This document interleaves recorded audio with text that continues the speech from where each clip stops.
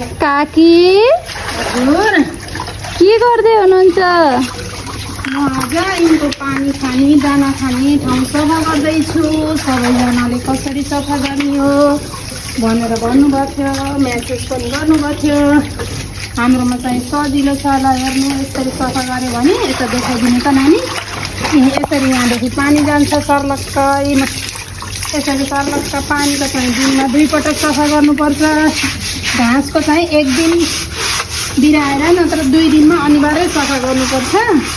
यसमा ढुडी सुडी लाग्न सक्छ, बिरामी हुन सक्छन्, त्यसैले यसरी सफा गरिन्छ। ल हेर्नु यसरी सफा गरेपछि यहाँबाट सर्लक्क पानी जान्छ। म सफा गर्दैछु, गरिसकेपछि कस्तो हुन्छ भैँसीलाई नुहाइदिन्छु, हौदीहरू सफा गर्छु। यसै गरी गर्ने गरिरहेछ। म सफा गरेर भ्याएपछि कस्तो देखिन्छ फेरि अन्तिममा देखाउने छु।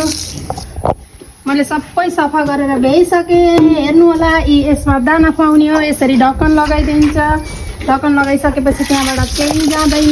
यसरी यसमा पानी लगाइदिएपछि ढक्कन लगाएर पानी पोलिदिने हो। यसमा दाना, यसमा पानी। ल हेर्न सक्नुहुन्छ, मैले सबै सफा गरिसकेँ। अब चाहिँ भैँसी नुहाइदिन जान्छु। सबै सफा भएछ त काकी? भयो नानी, कति राम्रोसँग सफा गर्नुभएछ हौ। एकदम सफा गरिसकेँ। अब चाहिँ भैँसी नुहाइदिन्छु। भैँसीहरू कोरा भएका छन्।